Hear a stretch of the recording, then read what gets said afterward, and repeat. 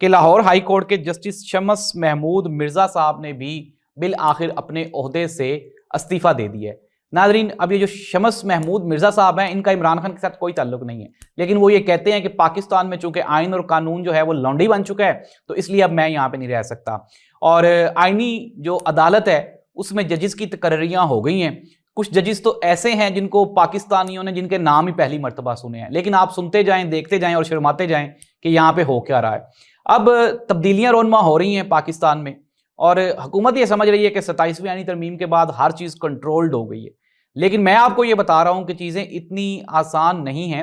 undoubtedly ایک تو یہ ہے